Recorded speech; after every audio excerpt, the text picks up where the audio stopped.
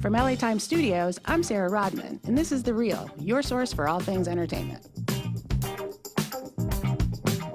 On today's show, we're going to dive into the Oscar nominations. Who got that great early morning phone call? Who were we surprised to see didn't get a nomination? And what did the nominees themselves have to say? First up, we're going to hear from LA Times TV reporter Yvonne Villarreal. She got the chance to speak with some of the nominees on the morning of the announcements. First, she spoke to Allison Janney, who was nominated for supporting actress in I, Tonya. So tell me everything about how you heard of the news. Well, it's a pretty great story, and I didn't think I was going to be telling this story today, but I was, my niece is staying with me right now as she looks for an apartment, and we were watching TV last night, and I said, I'm going to go to bed early. I knew that my publicist was going to call me either way this morning to let me know what had happened, and I knew that they were being announced around 5:30 or somewhere in there, and so I set my alarm for 6 because I thought, well, I'll get up after it's all over, and then I'll see if she called me, and I'll deal with it then.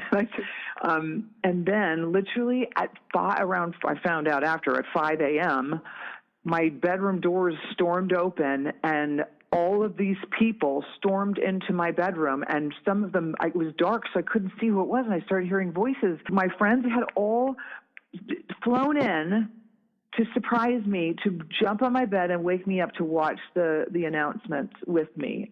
I was so completely surprised and moved and touched that they did that for me, and they thought, listen, if you do get nominated, we want to celebrate, and if you don't, you're going to need your friends. So it just made me cry. It was so extraordinary, and we all got up, and my nephew poured mimosas, and we watched, and then just jumped for joy and screamed, and we're just over the moon excited and so proud and happy that Margot was recognized. She's so brilliant, and Tatiana Regal, our editors, and it's, of course, a little bittersweet because Stephen Rogers, my dear friend, didn't get a nod, but I decided that this morning that he was definitely going to be my date to the Oscars because I owe him everything. He wrote this role for me, and it's gotten me so much attention, and it's a great gift that he gave me. So it's been all over the place this morning of feelings of up and down, and mostly just a lot of excitement and love that my friends all rallied around me. I mean, take me back. Like, what do you remember of this incident, and how did that change your perspective in doing the movie?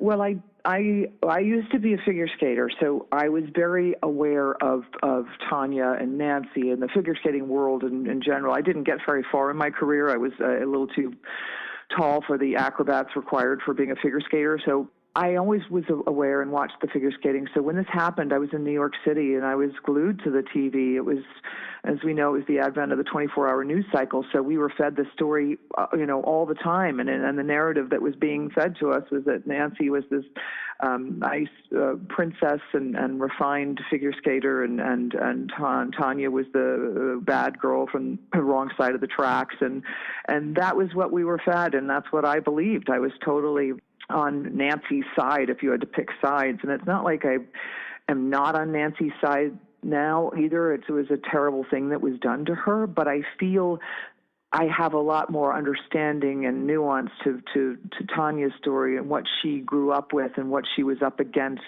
in the figure skating community. And I have so much more empathy for her. And I believe that, she paid a stiff price for what she was involved in. I'm grateful that she shared her story with my friend, and I think it's an important story to tell. And she sent me a text this morning, and it was really sweet. She said, "Look at you, you're going to the big top, girl." And it was a lovely text I got from her, and I have a big place in my heart for her. Well, fill in the blank for me. Being nominated for an Oscar is like? Being nominated for an Oscar is like a dream that you never thought would come true. Tell me how you'll celebrate. I'll just have good friends and probably some fattening food I shouldn't be eating, and cake and champagne and a lot of just joy, enjoying the moment. All right, Allison. Well, thanks for taking the time this morning. Absolutely. Thank you for asking. Yvonne also heard from Willem Dafoe, who was nominated for lead actor in The Florida Project. So tell me how you got the news. I got the news. My assistant called me. Of course, I was very aware that the nominations were being announced, but I didn't quite have it in me to listen directly, so I just waited for a phone call. And then later, once I knew we got good news, I rushed to see what the other nominations were, because I was very curious to see if the Florida Project got any other nominations, and curious in general. Right. What struck you about Sean Baker's approach to filmmaking? What did you learn from the experience? I learned that it's a good idea sometimes to see what we're doing and then try to dissolve into it. Try to be transformed by the experience and try to submit to the world and be changed. And this was very clear because the way we were making the movie, we were working with people with very mixed backgrounds in terms of filmmaking. So it was important not to impose my impulses or my process on anybody. It was really a process of finding a way to make it together, which is challenging and interesting when most of your partners are 6 and 7 years old. What was that like working with these kid actors? It was good. It was good, and a lot of thanks goes to Sean, and also Samantha Kwan, who was the acting coach for the kids. But the important thing is that these kids were allowed to be kids. There wasn't pressure for them to be actors. The way we worked on this, they were really set up to enjoy doing the things that they enjoy doing. There wasn't a lot of pressure.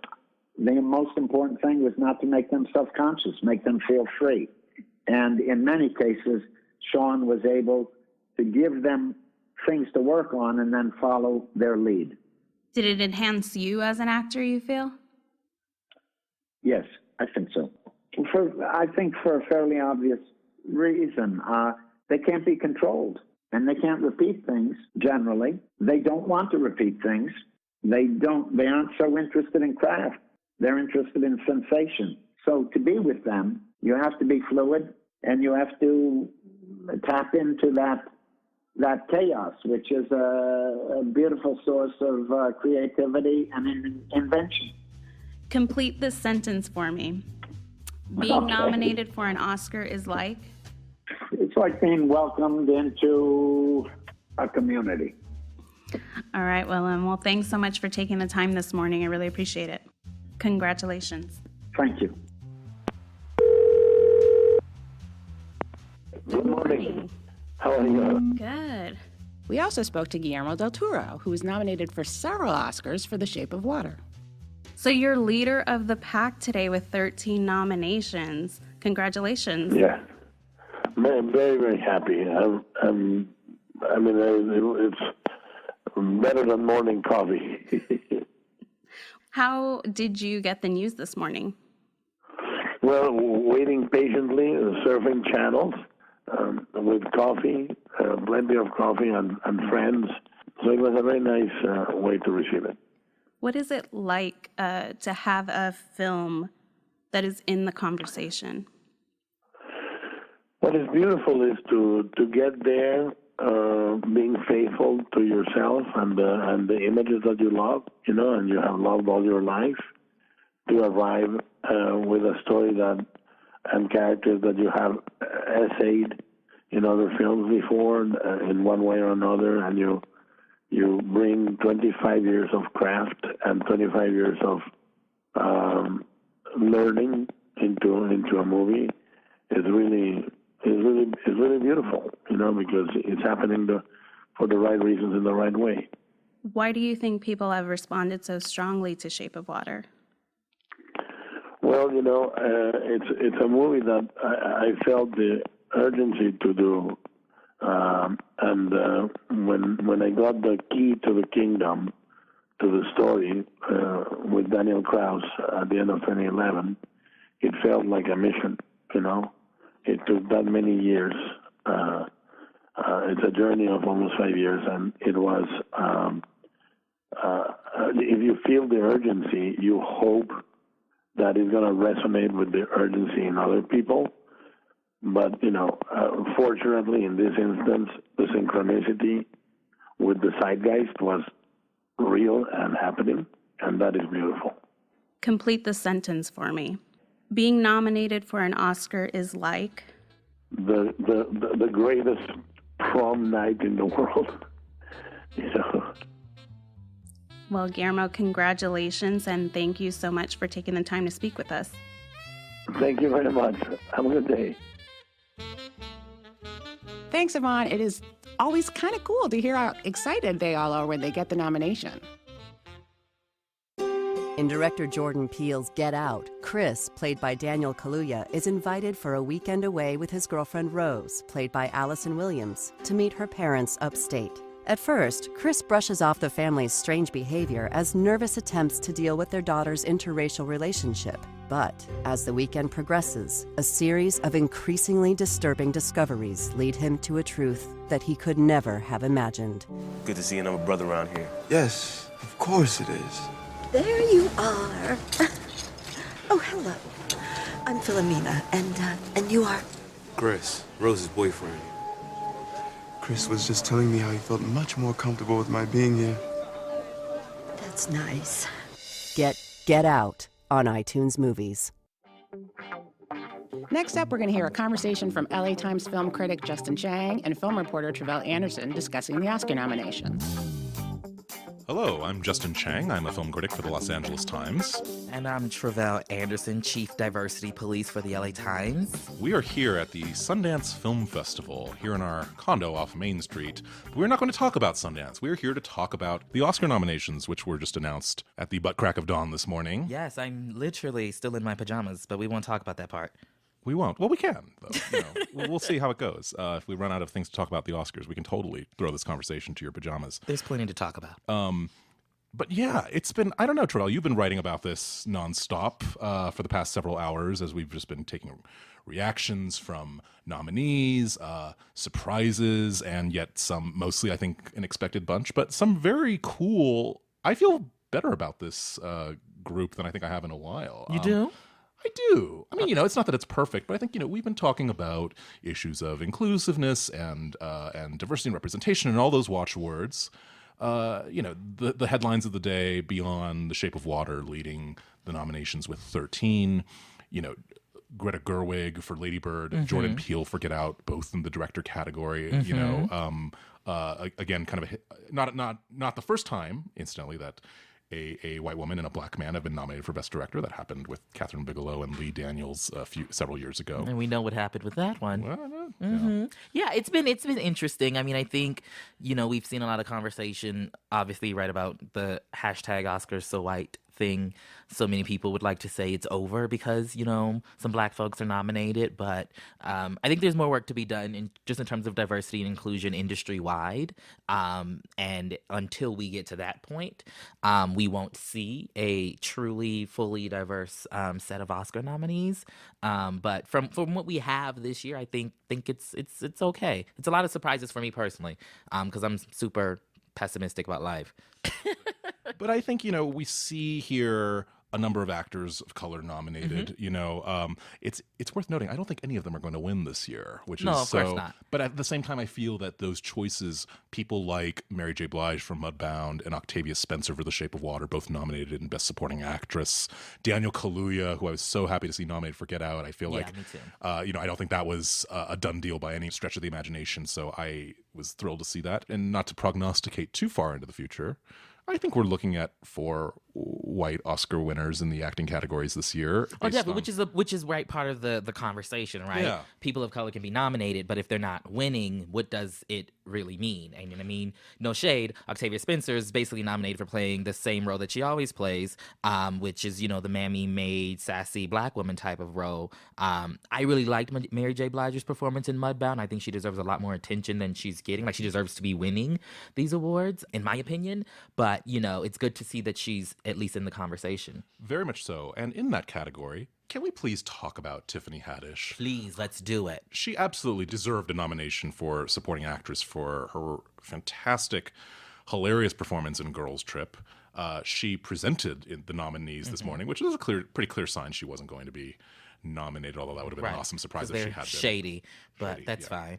She presented with Andy Serkis, who one could argue also is worthy of consideration for his great performance in War for the Planet of the Apes. I wouldn't go that far, but okay. Well, maybe I would. I mean, and you're the critic. I'm just a lowly reporter, so we're going to listen to you on that one, I suppose.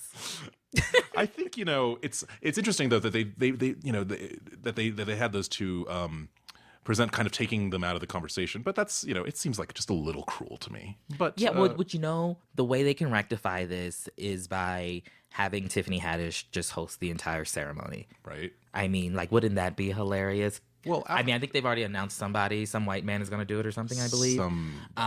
But in this year, having Tiffany Haddish do it would just be amazing, especially since the industry at large is ignoring her performance because she's a black woman, but it's because she's a black woman. And Travell, you've done a lot of great reporting on black comedy. Female comedians, right? And the degree to which that struggles to be taken seriously. And I really applaud, just really quick aside, the New York Film Critics Circle for giving her their award for Best Supporting Actress.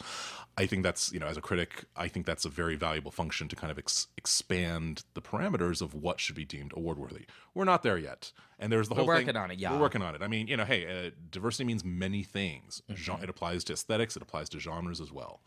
That's it. It's interesting because I do agree that I think, I don't think any actors of color are going to win. But I think this is a nice, after the very deserved wins for Mahershala Ali and Viola Davis last year, it's nice that the Academy didn't just do a complete, okay, we're done with that. Right. Let's go back to business as usual.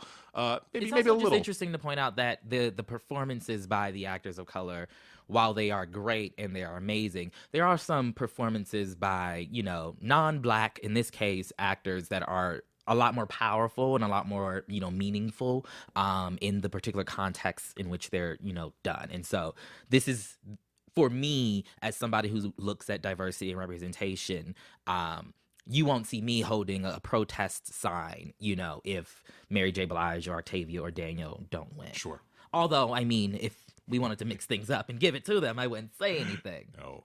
Thinking of just actors who could have been in the mix as well, nobody, least of all myself, really expected this Congolese actress, Vero Tshanda Bea. She's in the film Félicité, which was on the shortlist for Best Foreign Language Film. Mm-hmm. Foreign language films are not considered for acting honors, but she would have been on my list, And to that point, I would also add Daniela Vega from A Fantastic Woman. The film got nominated in the foreign film category, but I thought her performance was stunning. She's a trans woman, so shout out to that trans representation as well. Absolutely, and and LGBT representation this year is there as well, with Call Me by Your Name being nominated for Best Picture and Best Adapted Screenplay. Travell, I think we defer on this. That was my favorite movie of the year, but I would like to see Call Me by Your Name. I would have liked to see more. Or am I getting you wrong? Call Me by Your Name is fine. It's a fine movie. It's cool. It's fine. It's not my experience. It's cool, it's fine. The acting is great in it. Timothée Chalamet, is he deserves. He absolutely deserves. He was really it. good in that. And let's look at just Greta Gerwig and Jordan Peele, not only for Best Director but for Best Original Screenplay. Mm-hmm. The Big Sick, well-deserved. Kumail Nanjiani and his wife Emily V. Gordon for beautifully transferring their love story into one of the most hilarious comedies of the year. And it's nice to see comedy being taken seriously in that regard. I love The Big Sick. They haven't been getting enough attention either. And then I want to shout out on the adapted screenplay side, Virgil Williams and Dee Reese for Mudbound, adapting that particular book. We also have James Ivory, who's at 89 years old, one of the oldest nominees, for adapting Call Me by Your Name, who is gay, and Aaron Sorkin, just because I really liked Molly's Game. I liked Molly's Game. Jessica Chastain deserves all the awards for every role in which she's playing a badass, okay? And she didn't get any. I feel like since last time she was nominated was for Zero Dark 30, and she was overlooked for Miss Sloane and Molly's Game, which could be her best performance yet. I think. I think so. It was great too. History was made this morning when Rachel Morrison, speaking of Mudbound, was nominated for her wonderful cinematography on Mudbound. the first woman to be nominated as a DP. After 90 long years of the Film Academy, she's the first I mean, that woman. just kind of shocks me. It shouldn't shock me, but when the statistics are laid out so starkly, you realize why it's like, some people listening might tire of our kind of banging the drum for diversity, but it's like, no, this stuff really matters. And it's like, I think the thing that really drives this home is like people just want to see themselves reflected. People just want to see themselves, know that certain opportunities are possible for them. And for this entity, which is the biggest entity in entertainment, giving out this top prize to we're still counting the firsts in various categories, right? Dee Reese is the first Black woman to be nominated in the adapted screenplay category. She's only the second woman to be nominated for writing, period, at the Oscars. But as you said, Rachel Morrison is the first woman in cinematography. Last year, we had Joy McMillan was the first Black woman to be nominated in the editing category. Like, it literally makes no sense that we're still having this conversation. That's why people like me, are always talking and pointing out when there are, there's a lack of inclusion across the board. And it makes you think about what other precedents have yet to be set still in other categories, technical especially. Especially below the line, yeah. And I think it's especially below the line because, I think it's when Oscar's So White in those 2 years when it was really an issue, the faces, the colors of the actors are so visible, and so they're not visible at all, right. Unless you look at the names perhaps, but for the below the line, for technical people, for craftspeople, so it's equally important to be kind of looking out for that in below the line categories. And I just want to give a shout out to April Rain, who was the woman who created that hashtag Oscar So White in 2015, and because of that, we've seen so much change in the Academy membership over the last couple years, and I think that might be in part responsible for this increase in diverse representation we're seeing in terms of the nominees. And I just feel too like, because I'm hearing already people who are pushing back against this.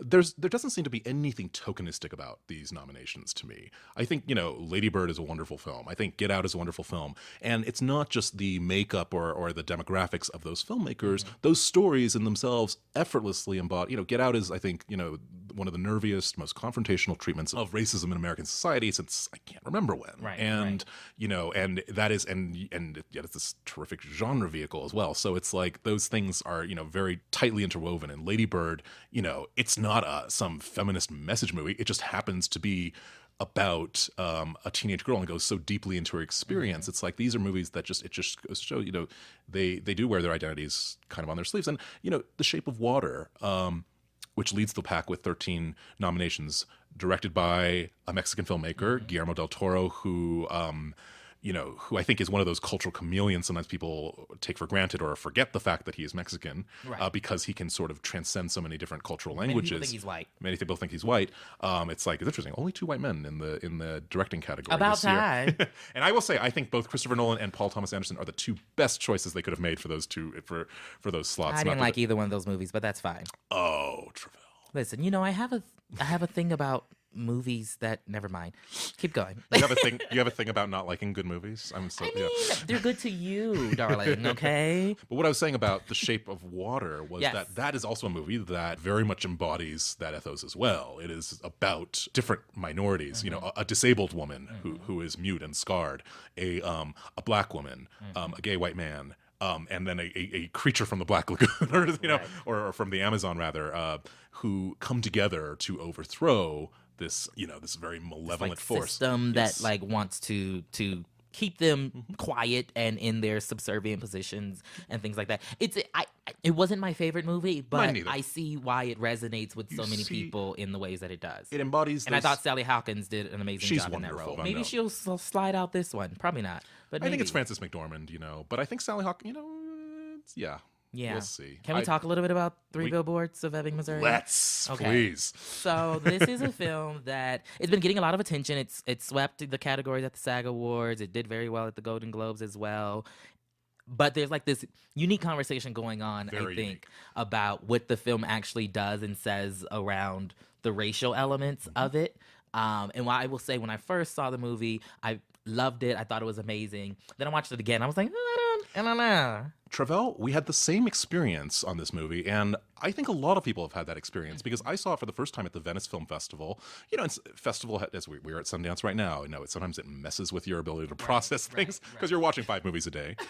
At Venice, and I was, really knocked out by the performances, carried along by the very gutsy dialogue and the, and just the kind of the tonal shifts and the thrills of it all.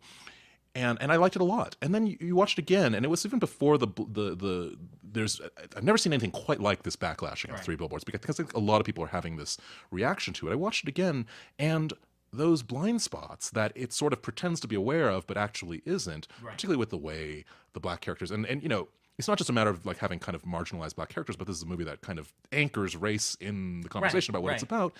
I found really glaring, and I found just in the movies, and suddenly that the tone of the movie went from seeming kind of smart and self-aware to sort of more smug and unexamined, I guess. Yeah, like it tried to be very aware of race, and it brings it up multiple times throughout the movie, but you don't really see much interaction with the black people who are the victims of this situation. And then the one black female character that does have, I guess, some bit of agency in the film, she ends up going to jail because of the white woman in the movie. And then spoiler alert, sorry if you haven't seen it, you should see it, but spoiler alert, she comes back, and it's like, yay, you're out of jail. And it's like, it's fine. How was it? How was jail? Like, are you kidding me? Really? I don't know not one black woman who's going to be chilling for going to jail for their white friend, okay? It didn't make any sense. First thing she comes back is just comes and helps them put up those damn billboards again. Right. Yeah. And it's like, it's interesting. Because she has nothing better to do. But I'm so surprised to see that with that backlash and that conversation that is happening, that the film is still, for better or for worse, powering through award season. I think so, and I think Frances McDormand and Sam Rockwell are very good. I actually think Woody Harrelson for me gives the best performance in the movie. But it's interesting how if you look at the SAG Awards, it was Gary Oldman for Darkest Hour, Frances McDormand, Sam Rockwell, and Allison Janney. It's dispiriting to me that if these are our 4, and they've won the SAGs, they've won Golden Globes, I believe, they won the Critics' Choice, that's a pretty strong precedent for these are probably going to be your 4 Oscar winners, unless the Academy chooses to throw a wrench into the gears at the last minute.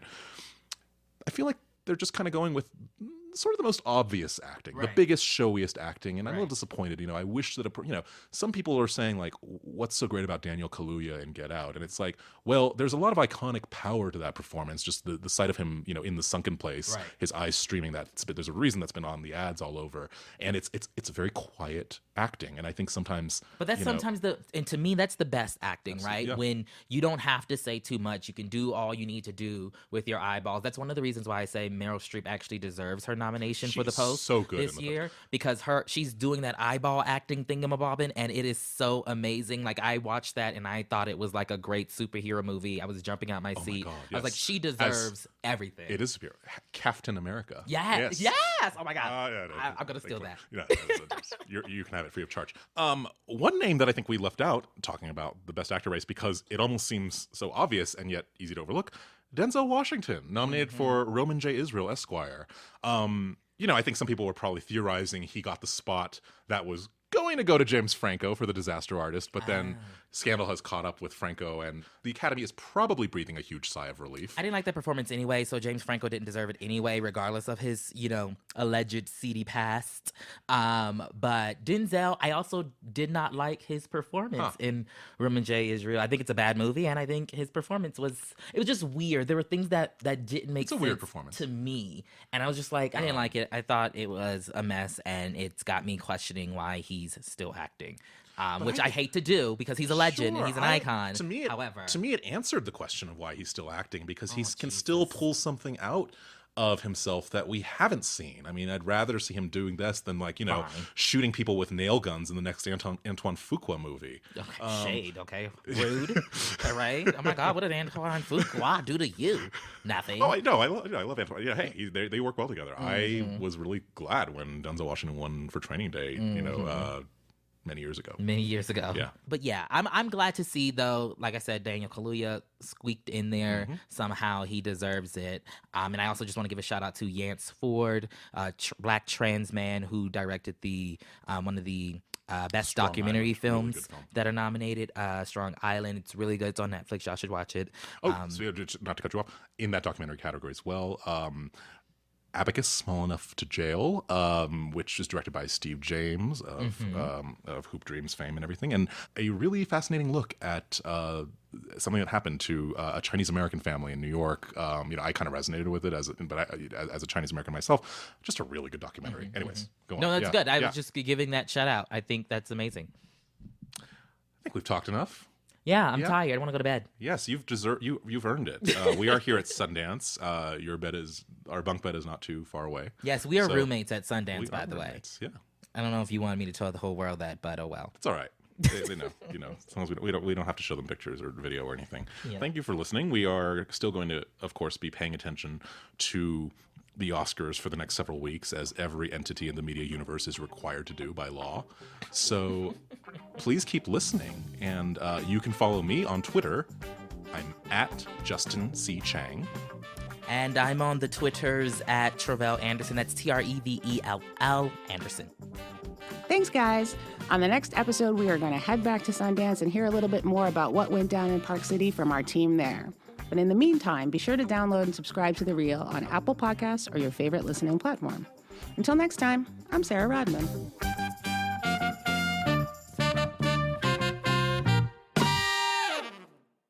To get these and many other award-nominated films, go to itunes.com/Oscars.